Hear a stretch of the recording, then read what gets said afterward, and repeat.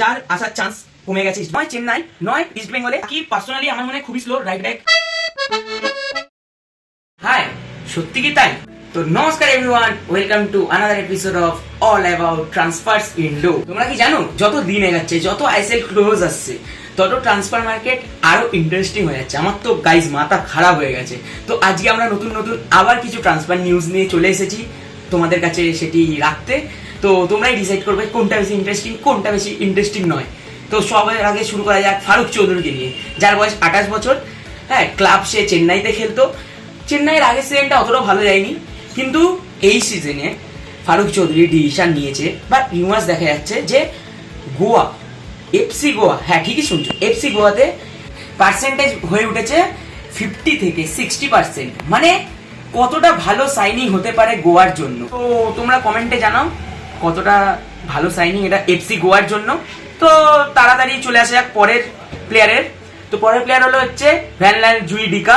যদি কিছু উচ্চারণে ভুল হয় তো আমি সাইডে লিখে দেবো। হ্যাঁ, তো সে 27 বছর বয়স, মোহামেডানের প্লেয়ার ছিল। সে এখন নয় চেন্নাই, নয় ইস্ট বেঙ্গলে সাইন হতে চলেছে। হ্যাঁ, এটা রিউমার্স দেখা যাচ্ছে। তো দেখা যাক কি হতে চলেছে। তো পরবর্তী প্লেয়ার হচ্ছে আদ্রিয়ান লুনা। আদ্রিয়ান লুনা হলো হচ্ছে কেরালার প্লেয়ার ছিল। তো তার সঙ্গে লাস্ট ইয়ার একটা নোয়ার সঙ্গে ফাইট দেখা গেছিল। তো তার স্ট্যাট আগের বছর এতটাও ডিসেন্ট ছিল না। আগের বছর লুনা গোল পায়নি, কিন্তু তার আগের বছর লাস্ট 4টে বছর যে কেরালা হয়ে খেলেছে তার স্ট্যাট খুবই ভালো।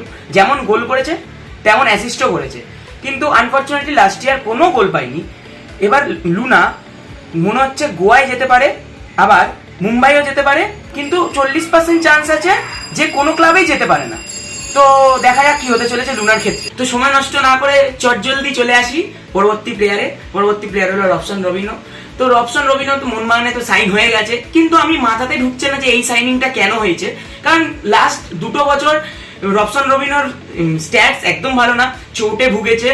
কিন্তু 2021 আর 22-এ সে 23খানা ম্যাচে খেলেছে, 22-এ 20খানা গোল পেয়েছে। তেমনি ওরকম 21-এ ওরকমই ম্যাচ খেলেছে, 20খানার মতন গোল পেয়েছে, 11টা 10টা করে অ্যাসিস্ট করেছে। হ্যাঁ, প্রাইম সিজন গেছে 2 বছর আগে, কিন্তু এখন আবার রবসন রবিনোকে কেন সাইন করেছে আমার মাথাতে ঢুকছে না। হ্যাঁ, বাট দিন দেখা যাক রবসন রবিনো কেমন পারফরমেন্স করে। আমার মনে হয় ACL 2 এর জন্য রবসন রবিনোকে নেওয়া হয়েছে। তো উইং হিসাবে খেলাতে, উইং যেহেতু লিস্টন কোলাসো ইন্ডিয়ান, তো আমার মাথাতে ঢোকে না যে ইন্ডিয়ানরা কি উইং খেলতে পারে না, বা ইন্ডিয়ান কি স্ট্রাইকার খেলতে পারে না। তো পরবর্তী সুনীল ছেত্রী কিভাবে পাবো আমরা? যখনই পাবো যখন একটা ইন্ডিয়ানকে অ্যাজ আ স্ট্রাইকার পজিশনে খেলানো হবে। যেমন বলতে পারি যে ডেভিডকে চান্স দেওয়া হয় না ইস্ট বেঙ্গলে, কিন্তু ডেভিডকে যদি কনসিস্টেন্টলি ইস্ট বেঙ্গলে খেলানো হয় তাহলে ডেভিড একটা ভালো ইম্প্যাক্ট ফেলতে পারে ইস্ট বেঙ্গলের হয়ে, কিন্তু আনফর্চুনেটলি খেলানো হয় না। তো মোহনবাগানের ডিসিশন কি আমার মাথাতে সত্যি ঢোকেনি বা ঢুকবেও না। তো পরবর্তী প্লেয়ার হচ্ছে লালরাম ডুয়াটা, চার্চিলের প্লেয়ার। তো তার 3টে রিউমার্স দেখাচ্ছে। লেফট ব্যাক হিসাবে ইস্ট বেঙ্গলে লেফট ব্যাক তো খুবই জরুরি, কারণ নিশু কুমার অত ভালো পারফরমেন্স দেয়নি, চোটে ভুগেছে। আর তারপর হলো হচ্ছে গোয়াতে যেতে পারে আর কেরালাতে যেতে পারে। তার বয়স হলো হচ্ছে 23 বছর। তো ভালো ইম্প্যাক্টফুল কেরিয়ার তৈরি করতে পারে নিজের জন্য যদি এই 3টে টিমের মধ্যে একটা টিমে সাইন করে। তো পরবর্তী প্লেয়ার হলো হচ্ছে নিখিল প্রভু। যে পাঞ্জাবের প্লেয়ার, ডিএমএফ খেলে। ইস্ট বেঙ্গলে আসার চান্স 65 থেকে 70% হয়ে উঠেছে। হ্যাঁ, সৌভিক চক্রবর্তীর বয়স হয়েছে। আমার মনে হয় পার্সোনালি, আমাকে কমেন্ট সেকশনে গালাগালি দেবেন না, আমার মনে হয় সৌভিক চক্রবর্তী অতটা ভালো ইম্প্যাক্ট দিতে পারে না। তো স্ট্যামিনার প্রবলেম হয়। তো নিখিল প্রভু একটা ভালো সাইনিং, 24 বছর বয়সী প্লেয়ার, ভালো সাইনিং। হ্যাঁ, তো পরবর্তী প্লেয়ার হলো হচ্ছে বাটনা সাউদি আরবিয়াতে খেলে। কিছুদিন আগেই রোনাল্ডোর এগেনস্টে গোল করে যে টিমকে জিতিয়েছে। তার ইস্ট বেঙ্গলে আসার চান্স ছিল, কিন্তু হালিমে জানা যাচ্ছে যে ইস্ট বেঙ্গলে আসার চান্সটা কমে 40 থেকে 30%-এ দাঁড়িয়েছে। আমার মনে হয় না বাটনা আসবে। তার পরবর্তী প্লেয়ার হচ্ছে ইভান মিলাদিনোভিচ, সেন্টার ব্যাক, যার আসার চান্স কমে গেছে ইস্ট বেঙ্গলে, হয়তো আসবেই না।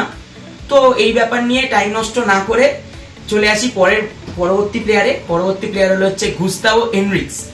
তার আসার চান্স ইস্ট বেঙ্গলে খুবই বেড়ে গেছে, বেড়ে 60% থেকে 70-এ দাঁড়িয়েছে। জাখো এসি থেকে প্লেয়ারটা উঠে এসেছে, ইরাক লিগ খেলে। তো আমার মনে হয় ইস্ট বেঙ্গল কেন খুঁজছে আমার মাথাতে ঢোকে না, সত্যি কথা বলতে গেলে। আমার মনে হয় যে ইন্ডিয়ান প্লেয়াররাই যদি স্ট্রাইকার হিসেবে খেলে, যেমন ডেভিডের কথা আগেই বললাম, ডেভিড খেললে আমার মনে হয় বেশি খুশি হতাম। তো তাও সেই বিদেশি স্ট্রাইকারই লাগবে, জানি না আইএসএল কিভাবে গ্রো করবে এরকম চলতে থাকলে। আচ্ছা, তো পরবর্তী প্লেয়ার হলো হচ্ছে অ্যালবার্টো নুগেরা। অ্যালবার্টো নুগেরা এএমএফ খেলতো, বিএফসি মানে বেঙ্গালুরু এফসিতে খেলতো। সে এখন ইস্ট বেঙ্গল আসার চান্সটা বেড়ে গেছে, বেড়ে দাঁড়িয়েছে হচ্ছে 70 থেকে 60%।